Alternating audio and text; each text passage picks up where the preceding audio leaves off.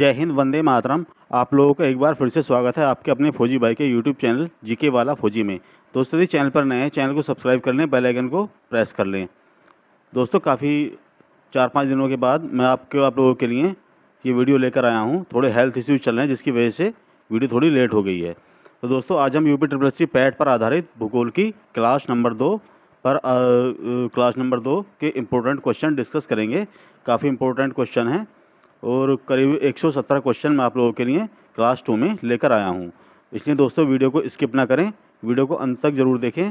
सारे question unique selected और अपने आप में स्पेशल क्वेश्चन हैं और वीडियो काफ़ी बेनिफिशियल रहने वाली है। तो चलिए वीडियो शुरू करते हैं।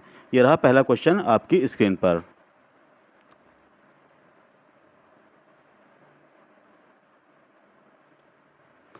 प्रत्यास्थ पुनश्चलन सिद्धांत किस पर कार्य करता है? तो दोस्तों, किस पर? यह है भूकंप से संबंधित है। ये सिद्धांत जो है भूकंप पर कार्य करता है। चलिए नेक्स्ट क्वेश्चन। पृथ्वी की आंतरिक संरचना की विश्वसनीय जानकारी प्राप्त करने के लिए सबसे प्रमुख स्रोत कौन सा है? तो दोस्तों, कौन सा? ये है भूकंप विज्ञान। इंपॉर्टेंट क्वेश्चन है। चलिए नेक्स्ट क्वेश्चन। भूगर्भ में जिस स्थान पर भूकंपीय तरंगों की उत्पत्ति होती है उस स्थान को क्या कहते हैं? तो दोस्तों, उसे क्या कहा जाता है? वो है, क्या होता है? वो होता है भूकंप केंद्र। जहाँ से भूकंपीय तरंगों की उत्पत्ति होती है उसे क्या कहते हैं? भूकंपीय या भूकंप केंद्र। चलिए नेक्स्ट क्वेश्चन। भूकंप के केंद्र के ठीक ऊपर सतह पर स्थित बिंदु को क्या कहते हैं? तो दोस्तों, जो बिंदु सतह पर होता है, जो भूकंप वाली जगह पर, तो उसे क्या कहते हैं? जो सतह पर बिंदु होता है उसे हम कहते हैं उत्केंद्र। इंपॉर्टेंट क्वेश्चन है दोनों ही। चलिए फ्रेंड्स, नेक्स्ट क्वेश्चन। भूकंप में धरातलीय तरंगों को क्या कहते हैं? तो दोस्तों, वो कौन सी तरंगें होती हैं? जो धरातलीय तरंगें होती हैं वो होती हैं एल तरंगें। इंपॉर्टेंट क्वेश्चन है। अंतःसागरीय भूकंपों द्वारा उत्पन्न समुद्री लहरों को क्या कहा जाता है? तो दोस्तों, क्या कहा जाता है? सुनामी। और ये कौन सी भाषा का शब्द है? जापानी भाषा का शब्द है। आप लोगों को याद रखना है, वेरी इंपॉर्टेंट क्वेश्चन है। चलिए नेक्स्ट क्वेश्चन। सुनामी किस भाषा का शब्द है? तो दोस्तों, सुनामी जापानी भाषा का शब्द है। चलिए नेक्स्ट क्वेश्चन। सुनामी का मुख्य कारण क्या है?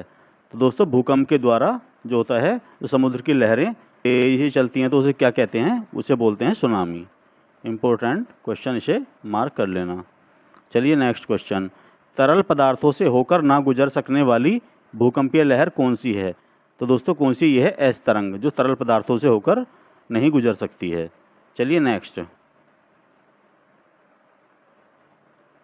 रिक्टर स्केल का प्रयोग किसके मापन के लिए किया जाता है? तो दोस्तों, किसके लिए इसका उपयोग किया जाता है? भूकंप की तीव्रता के मापन के लिए। चलिए नेक्स्ट क्वेश्चन। सीस्मोग्राफ किसके मापन के लिए प्रयोग किया जाता है? तो दोस्तों, ये भी किसके? भूकंपीय तरंगों की को मापने के लिए क्या है? सिस्मोग्राफ का प्रयोग किया जाता है। भूकंप तरंगों के उद्गम बिंदु को क्या कहा जाता है? उसे क्या कहते हैं दोस्तों? अधिकेंद्र। चलिए नेक्स्ट क्वेश्चन। भूकंप को मापने के लिए प्रयुक्त तीव्रता के पैमाने की सीमा क्या है? तो दोस्तों, कहाँ तक नापती है ये? 1 से लेके 12 तक। इंपॉर्टेंट क्वेश्चन है, इंपॉर्टेंट मार्क कर लेना। दोस्तों, सारे ही क्वेश्चन अपने आप में यूनिक हैं, एग्जाम ओरिएंटेड हैं, इसलिए वीडियो को ध्यानपूर्वक देखते रहें। जो भी बच्चे पैट की तैयारी कर रहे हैं उनके लिए वीडियो काफ़ी बेनिफिशियल है, काफ़ी इंपॉर्टेंट इसमें क्वेश्चन मैंने डाले हुए हैं। चलिए नेक्स्ट क्वेश्चन। किसे प्राकृतिक सुरक्षा वाल्व कहा जाता है? तो दोस्तों, किसे? ज्वालामुखी को यानी वोल्केनो को क्या है? प्राकृतिक सुरक्षा वाल्व भी कहा जाता है। इंपॉर्टेंट क्वेश्चन है। चलिए नेक्स्ट। किस ज्वालामुखी में अक्सर उद्गार होता रहता है? तो दोस्तों, जिसमें अक्सर उद्गार होता है उसे क्या बोलते हैं? जागृत ज्वालामुखी। वेरी इजी क्वेश्चन है। इसके नाम से ही जो प्रतीत होता है जागृत, यानी कि जिसमें अक्सर उद्गार होता रहता है, उसे क्या बोलेंगे? जागृत ज्वालामुखी। चलिए नेक्स्ट। जिस ज्वालामुखी में ऐतिहासिक काल से उद्गार नहीं हुआ है क्या कहलाता है? तो दोस्तों, कौन सा है? वो है मृत ज्वालामुखी, उसे कहा जाता है। चलिए नेक्स्ट क्वेश्चन। लंबे समय तक शांत रहने के पश्चात विस्फोट होने वाले ज्वालामुखी को क्या कहते हैं? तो दोस्तों, क्या बोलते हैं उसे? उसे बोला जाता है सुषुप्त ज्वालामुखी। चलिए नेक्स्ट। पहले अश्रु की उत्पत्ति कब होती है? तो दोस्तों, ये होती है ज्वालामुखी उद्गार के समय। इंपॉर्टेंट क्वेश्चन है। चलिए फ्रेंड्स, नेक्स्ट क्वेश्चन। ज्वालामुखी में जल वाष्प के अलावा मुख्य गैसें कौन कौन सी होती हैं? तो दोस्तों कौन कौन सी गैसें होती हैं? CO2, H2 और N2 यानी कार्बन डाइऑक्साइड, हाइड्रोजन और नाइट्रोजन गैसें जो है मुख्य रूप से जल वाष्प के अलावा ज्वालामुखी के उद्गार के समय ये गैसें निकलती हैं। चलिए नेक्स्ट क्वेश्चन। ज्वालामुखी उद्गार के फलस्वरूप प्राप्त लावा एवं जलीय चट्टानों के टुकड़ों को सम्मिलित रूप से क्या कहा जाता है? तो दोस्तों क्या कहते हैं? पायरोक्लास्ट। चट्टानों के टुकड़े और लावा के मिश्रित रूप को क्या कहते हैं दोस्तों? पायरोक्लास्ट। इंपॉर्टेंट क्वेश्चन है। चलिए नेक्स्ट। क्रेटर और कार्डेरा स्थल आकृतियां किससे संबंधित हैं? तो दोस्तों ये भी किससे संबंधित? ज्वालामुखी क्रिया से ये संबंधित है, क्रेटर और कार्डेरा स्थल आकृतियां। वेरी इंपॉर्टेंट क्वेश्चन है। डाइक क्या है? तो दोस्तों क्या है ये?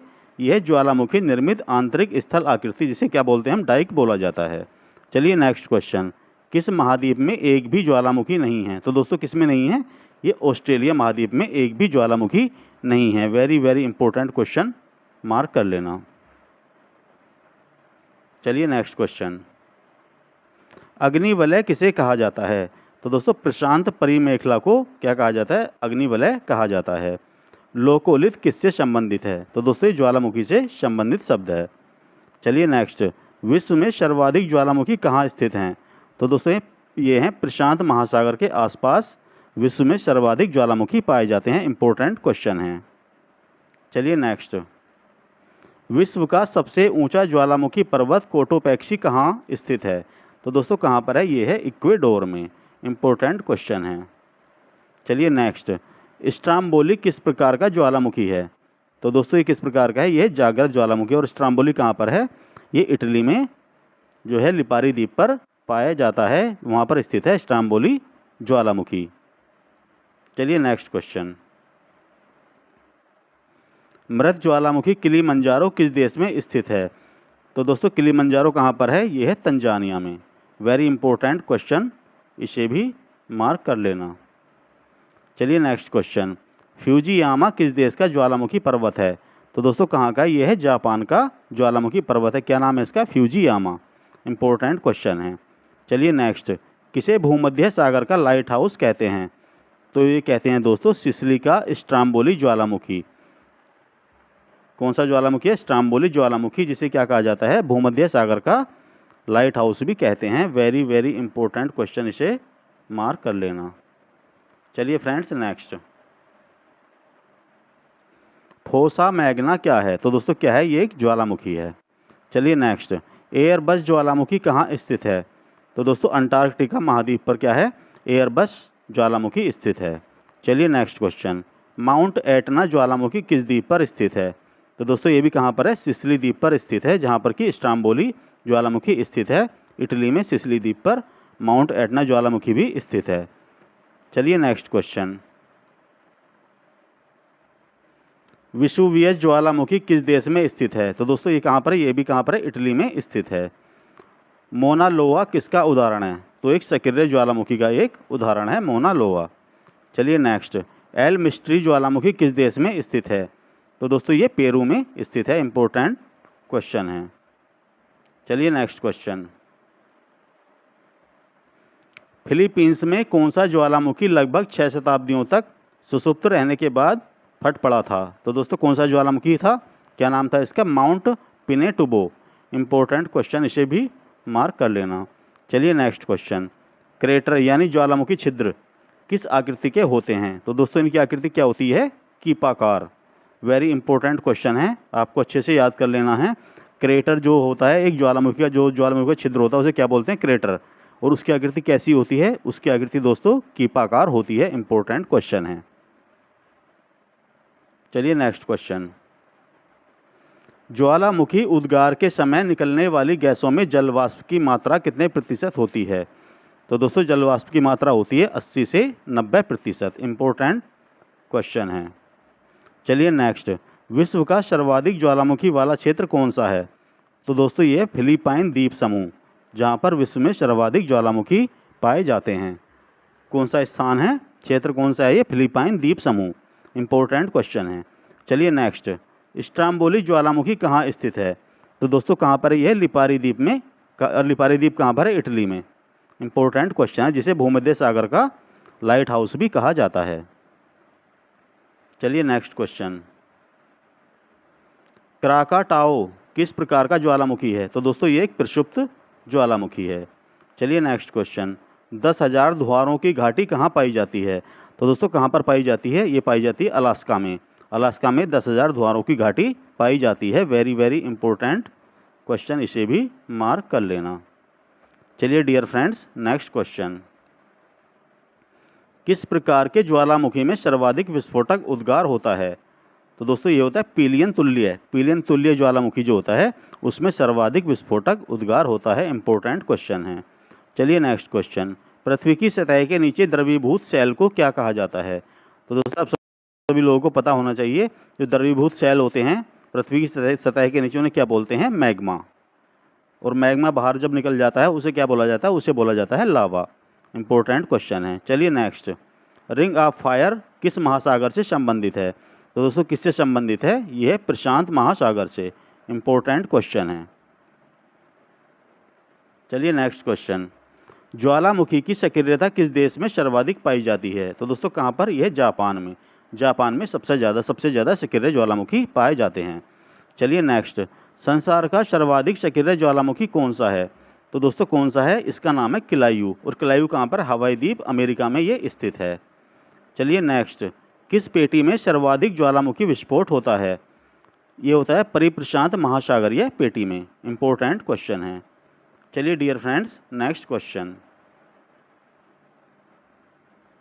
स्थल मंडल के कुल क्षेत्र के कितने प्रतिशत पर पर्वतों का विस्तार पाया जाता है? तो दोस्तों ये 26% भाग पर स्थल मंडल के पर्वतों का विस्तार पाया जाता है। वेरी इंपॉर्टेंट क्वेश्चन है, आप लोगों को याद कर लेना है। पर्वत, पठार, ज्वालामुखी जो है कितने क्षेत्रफल पर स्थल मंडल के पाए जाते हैं, ये इंपॉर्टेंट सारे क्वेश्चन बन जाते हैं। चलिए नेक्स्ट क्वेश्चन, पर्वत की गणना किस श्रेणी के स्थल के रूपों में की जाती है? तो पर्वत जो है द्वितीय श्रेणी के स्थलों में आता है। हिमालय पर्वत श्रृंखला किसका उदाहरण है? तो दोस्तों हिमालय पर्वत क्या है? एक वलित पर्वत का उदाहरण है। वेरी इंपॉर्टेंट क्वेश्चन है। चलिए dear friends, next question, Rockies, Andes, Atlas, Alps पर्वत किस प्रकार के पर्वतों के उदाहरण हैं? तो दोस्तों ये भी वलित पर्वतों के उदाहरण है। हिमालय और बाकी रॉकीज, एंडीज, एटलस, एल्प्स पर्वत ये सभी वलित पर्वतों के उदाहरण है। वेरी वेरी इंपॉर्टेंट क्वेश्चन, इसे मार्क कर लेना। विंध्याचल और अरावली किस प्रकार के पर्वत का उदाहरण है? तो दोस्तों विंध्याचल और अरावली जो है अवशिष्ट पर्वतों के उदाहरण है। वेरी इंपॉर्टेंट क्वेश्चन है, अक्सर एग्जाम में पूछे जाते रहते हैं। चलिए नेक्स्ट क्वेश्चन, नीलगिरी किस प्रकार के पर्वत का उदाहरण है? तो दोस्तों नीलगिरी भी जो है एक प्रकार का अवशिष्ट पर्वत है। इंपॉर्टेंट क्वेश्चन है। चलिए नेक्स्ट, हिमालय की उत्पत्ति किस भूसन्निधि से हुई है? तो दोस्तों हिमालय की उत्पत्ति हुई है टेथिस। यहाँ पर जो है पहले माना जाता है, जहाँ पर अभी हिमालय स्थित है वहाँ पर पहले क्या था? एक टेथिस सागर था। तो इसकी उत्पत्ति टेथिस सागर से मानी जाती है। इंपॉर्टेंट क्वेश्चन, इसे मार्क कर लेना। चलिए डियर फ्रेंड्स, नेक्स्ट क्वेश्चन, दक्षिणी आल्प्स पर्वत श्रेणी कहाँ स्थित है? तो दोस्तों न्यूजीलैंड में स्थित है। चलिए डियर फ्रेंड्स, नेक्स्ट क्वेश्चन,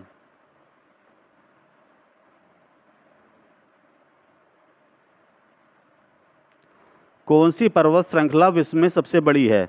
तो दोस्तों यह एंडीज पर्वत श्रृंखला विश्व में सबसे बड़ी है। चलिए नेक्स्ट क्वेश्चन, स्थल मंडल के कुल कितने प्रतिशत पर पठार का विस्तार है? तो दोस्तों 33% पर क्या है? स्थल मंडल के पठारों का विस्तार है। चलिए नेक्स्ट, पठारी क्षेत्रों में विश्व की कितने प्रतिशत जनसंख्या निवास करती है? तो दोस्तों विश्व की 9% जनसंख्या है जो कि पठारी क्षेत्रों में निवास करती है। इंपॉर्टेंट क्वेश्चन है। चलिए नेक्स्ट क्वेश्चन, पठारी क्षेत्रों में कौन सा खनिज नहीं पाया जाता? तो दोस्तों पठारी क्षेत्रों में खनिज तेल जो है ये नहीं पाया जाता है। चलिए नेक्स्ट क्वेश्चन, जो पठार चारों ओर से पर्वतमालाओं से घिरे होते हैं क्या कहलाते हैं? तो दोस्तों इन्हें कहा जाता है अंतरा पर्वतीय पठार।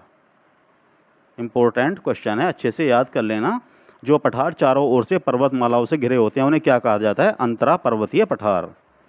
मेसेटा का पठार किस देश में स्थित है? तो दोस्तों स्पेन तथा पुर्तगाल में ये मेसेटा का पठार स्थित है। इंपॉर्टेंट क्वेश्चन है। विश्व का सर्वाधिक ऊंचा पठार कौन सा है?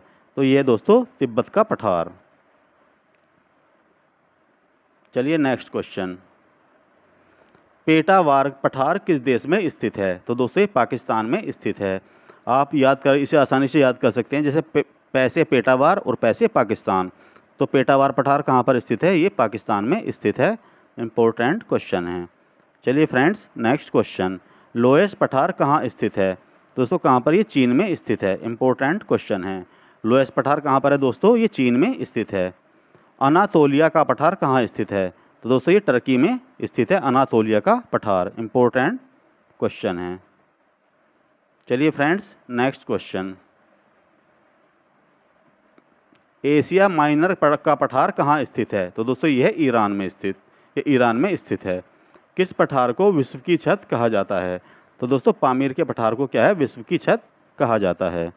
चलिए नेक्स्ट, मैदान की गणना किस श्रेणी के स्थल के रूपों में की जाती है? तो मैदान जो आते हैं दोस्तों द्वितीय श्रेणी के स्थलों की श्रेणी में आते हैं। चलिए नेक्स्ट क्वेश्चन, विश्व की कुल जनसंख्या का कितने प्रतिशत हिस्सा मैदानों में रहता है? तो दोस्तों कितना रहता है? 90% हिस्सा जो है मैदानों में निवास करता है। और जो पठारों में कितना करता है? पठार में करता है दोस्तों कितना? 9%। 9% कहाँ पर करता है? पठार में। और 1% कहाँ पर करता है दोस्तों? 1% निवास करता है पहाड़ी क्षेत्रों में यानी पर्वतों में। इंपॉर्टेंट क्वेश्चन है। चलिए नेक्स्ट क्वेश्चन, ब्लैक फॉरेस्ट पर्वत किस देश में स्थित है? तो दोस्तों ये कहाँ पर है? ये है जर्मनी में स्थित है ब्लैक फॉरेस्ट। चलिए नेक्स्ट क्वेश्चन, पेनाइन जो कि कहाँ पर है? यूरोप में। अल्पेशियन कहाँ पर है? अमेरिका में। वह अरावली कहाँ पर है? भारत में। किसके उदाहरण हैं? तो दोस्तों ये तीनों ही क्या हैं? पुरानी पर्वत श्रृंखला के उदाहरण है। वेरी इंपॉर्टेंट क्वेश्चन है। जो अरावली है, अरावली पर्वत क्या है? ये पुरानी यानी ओल्ड माउंटेन भी इसे कहा जाता है। इंपॉर्टेंट क्वेश्चन है। चलिए नेक्स्ट, कौन सा पर्वत राइन नदी के किनारे पर स्थित है? तो दोस्तों कौन सा? ये है ब्लैक फॉरेस्ट पर्वत जो है राइन नदी के किनारे पर स्थित है। और कहाँ पर है ये? जर्मनी में। अभी इससे पहले क्वेश्चन में आप लोगों को बताया था। चलिए नेक्स्ट क्वेश्चन, पर्वतों के उन प्राकृतिक अंतरालों को क्या कहा जाता है जो मार्ग बन जाते हैं? तो दोस्तों क्या कहा जाता है? उन्हें कहा जाता है दर्रा। पर्वतों के जो अंतराल होते हैं जो मार्ग बन जाते हैं, तो दोस्तों क्या होते हैं? उन्हें क्या बोलते हैं? अपने भूगोल की भाषा में क्या बोला जाता है? उन्हें बोला जाता है दर्रा। इंपॉर्टेंट और इजी क्वेश्चन है। चलिए फ्रेंड्स नेक्स्ट क्वेश्चन, एंडीज पर्वत श्रृंखला किस महाद्वीप में स्थित है? तो दोस्तों दक्षिण अमेरिका में स्थित है। चलिए नेक्स्ट, किसे श्वेत पर्वत के नाम से भी जाना जाता है? तो दोस्तों धौलागिरी को श्वेत पर्वत के नाम से भी जाना जाता है। धौला मतलब धौला किसे कहा जाता है? धौला वाइट को यानी सफ़ेद को कहा जाता है। तो उसी से आप याद कर सकते हैं श्वेत पर्वत यानी कि धौलागिरी। चलिए नेक्स्ट, पृथ्वी के वायुमंडल का कितने प्रतिशत भाग 29 किलोमीटर की ऊंचाई तक पाया जाता है? तो दोस्तों पृथ्वी के वायुमंडल का 97% भाग जो है 29 किलोमीटर की ऊंचाई तक पाया जाता है। इंपॉर्टेंट क्वेश्चन है। वायुमंडल का सर्वाधिक स्थायी तत्व कौन सा है? तो दोस्तों कौन सा? ये है जल वाष्प। चलिए नेक्स्ट, वायुमंडल में सर्वाधिक मात्रा में कौन सी गैस पाई जाती है? तो दोस्तों नाइट्रोजन 78.03% जो है वायुमंडल में सर्वाधिक पाई जाने वाली गैस है। चलिए नेक्स्ट, वायुमंडल में सर्वाधिक मात्रा में विद्यमान अक्रिय गैस कौन सी है? तो दोस्तों ये है आर्गन।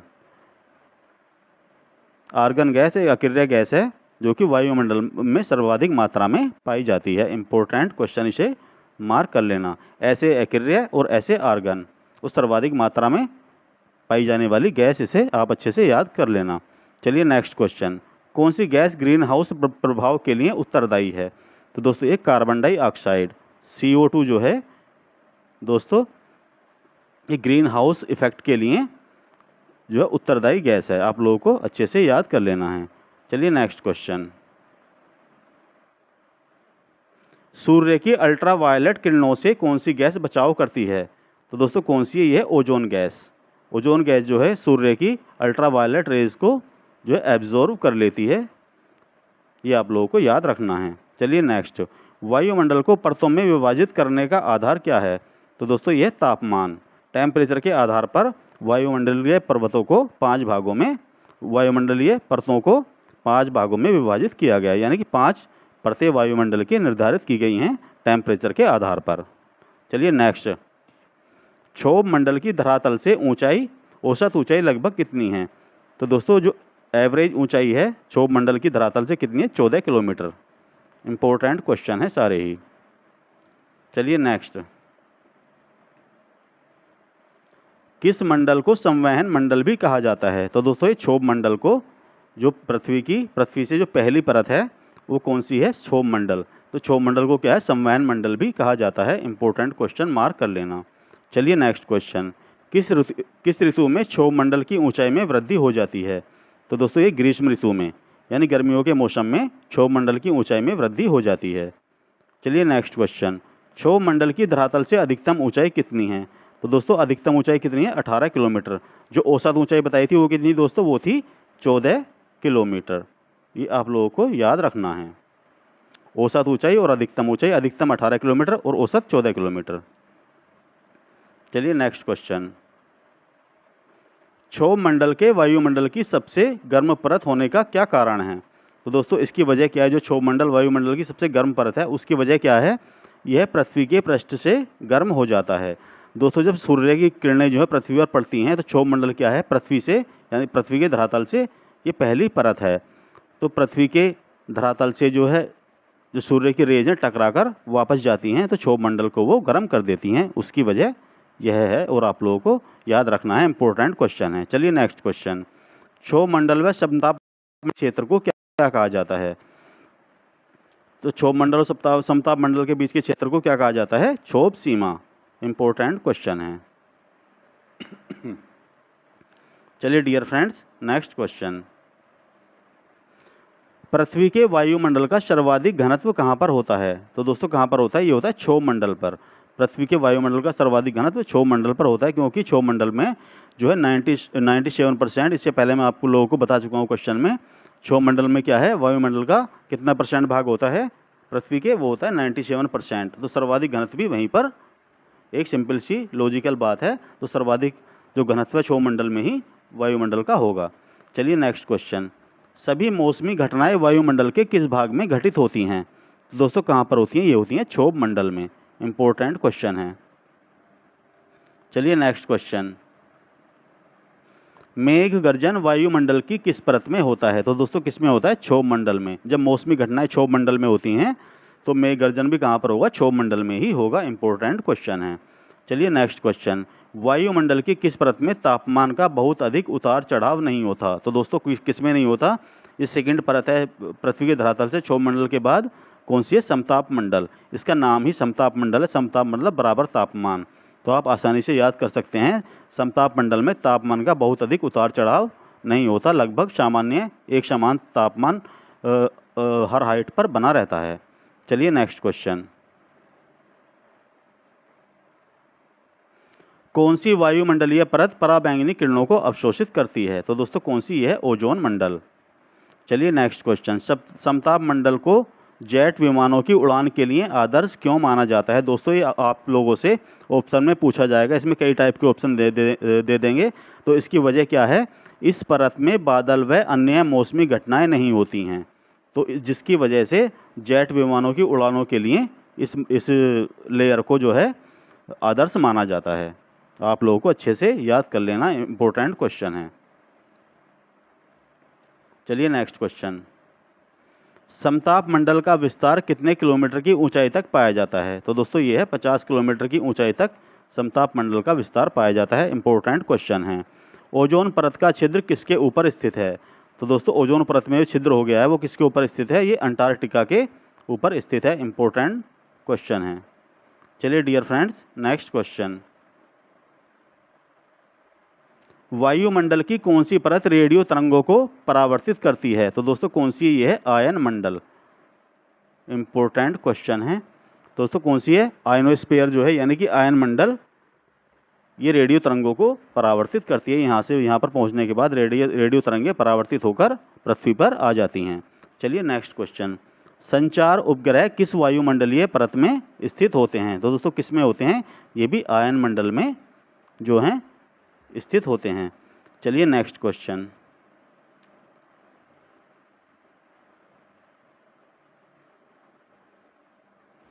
कौन सा रसायन ओजोन परत के क्षरण का मुख्य कारण है? तो दोस्तों क्या नाम है इसका? Chlorofluorocarbon. Very very important question है, अक्सर एग्जाम में पूछा जाता रहता है। तो क्लोरोफ्लोरोकार्बन जो है ओजोन परत के क्षरण का मुख्य कारण है। चलिए नेक्स्ट क्वेश्चन। रेडियो की लघु तरंगे आयन मंडल की किस परत से परावर्तित होकर धरातल पर पहुंचती हैं? तो दोस्तों आयन मंडल की कौन सी परत है? ये है एफ परत, जो एफ लेयर होती है उससे परावर्तित होकर रेडियो की लघु तरंगे जो होती हैं वो पृथ्वी पर पहुंचती हैं। इंपॉर्टेंट क्वेश्चन है। चलिए नेक्स्ट क्वेश्चन।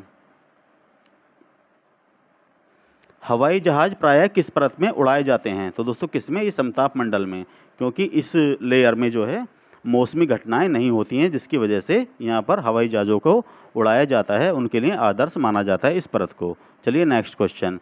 पृथ्वी की सतह से सबसे दूर स्थित वातावरणीय परत कौन सी है? तो दोस्तों कौन सी? इसे बोलते हैं बहिर्मंडल, यानी बहिर्मंडल जो है पृथ्वी की सतह से सबसे दूर यानी अंतिम लेयर है वायुमंडल की। चलिए नेक्स्ट क्वेश्चन। पृथ्वी की सतह के समीप पाई जाने वाली परत कौन सी है? तो इसे कौन सी है दोस्तों? इंग्लिश में क्या बोलते हैं क्षोभमंडल को? ट्रोपोस्फियर। आपको इंग्लिश में भी दे देगा इस टाइप से, तो आप लोगों को याद रखना है। क्षोभमंडल को इंग्लिश में क्या बोलते हैं? ट्रोपोस्फियर। इंपॉर्टेंट क्वेश्चन है। चलिए नेक्स्ट क्वेश्चन। ओजोन परत किस वायुमंडलीय परत में पाई जाती है? तो दोस्तों ये समताप मंडल में ओजोन लेयर पाई जाती है, यानी पृथ्वी के धरातल से दूसरी परत है क्षोभमंडल, फिर समताप मंडल। तो समताप मंडल में ओजोन परत पाई जाती है। समुद्र तल पर औसत वायुदाब कितना होता है? तो दोस्तों कितना होता है? 1013.25 मिलीबार। वेरी इंपॉर्टेंट क्वेश्चन है, ये भी क्वेश्चन इंपॉर्टेंट है। दोनों सारे क्वेश्चन आप लोगों को अच्छे से याद रखने हैं। चलिए नेक्स्ट क्वेश्चन। वायुदाब में अचानक आने वाली कमी किस बात का सूचक है? तो दोस्तों ये है, इससे पता चलता है तूफानी मौसम का, यानी यदि वायुदाब में अचानक कमी आ जाए तो उसका क्या मीनिंग होता है? उसका मीनिंग है कि तूफान आने वाला है। इंपॉर्टेंट क्वेश्चन है। चलिए नेक्स्ट क्वेश्चन। सामान्य वायुदाब कहाँ पाया जाता है? तो दोस्तों समुद्र तल पर यानी सागर तल पर सामान्य वायुदाब पाया जाता है। वायुदाब को किस में मापा जाता है? तो वायुदाब को मिलीबार में मापा जाता है। इंपॉर्टेंट क्वेश्चन है दोनों ही। चलिए नेक्स्ट क्वेश्चन। ग्लोब पर दाब कटिबंधों यानी प्रेशर बेल्ट्स की संख्या कितनी होती है? तो दोस्तों कितनी होती है? ये होती है 7। वेरी वेरी इंपॉर्टेंट क्वेश्चन है और आप लोगों को अच्छे से याद रखना है। चलिए नेक्स्ट क्वेश्चन। डोलड्रम क्षेत्र की क्या विशेषता है? तो दोस्तों इसकी विशेषता है निम्न दाब व शांत पवन। चलिए नेक्स्ट क्वेश्चन। शांत पेटी किस रेखा के दोनों ओर पाई जाती है? तो दोस्तों ये पाई जाती है भूमध्य रेखा के दोनों ओर जो पाई जाती है, क्या बोलते हैं उसे? शांत पेटी। चलिए नेक्स्ट। ओजोन परत पृथ्वी से लगभग कितनी ऊंचाई पर स्थित है? तो दोस्तों ये लगभग 20 किलोमीटर की ऊंचाई पर ओजोन परत स्थित है। और किस में स्थित है? समताप मंडल में ये परत स्थित है। इंपॉर्टेंट क्वेश्चन है। चलिए नेक्स्ट क्वेश्चन। जेट धाराएं कहाँ पाई जाती हैं? तो दोस्तों ये क्षोभ सीमा में जेट धाराएं पाई जाती हैं। क्षोभ सीमा कौन सी होती है? क्षोभ मंडल और समताप मंडल जहाँ पर मिलते हैं उस जगह को क्या बोलते हैं दोस्तों? उसे बोलते हैं क्षोभ सीमा। इंपॉर्टेंट क्वेश्चन है, इंपॉर्टेंट क्वेश्चन, इसे मार्क कर लेना। चलिए नेक्स्ट क्वेश्चन। पृथ्वी के ऊपर स्थित वायुमंडलीय परतों की संख्या कितनी है? तो दोस्तों कितनी परतें हैं? टोटल 5 लेयर्स हैं वायुमंडल की। वेरी वेरी इंपॉर्टेंट क्वेश्चन है, काफ़ी बार एग्जाम में पूछा गया है।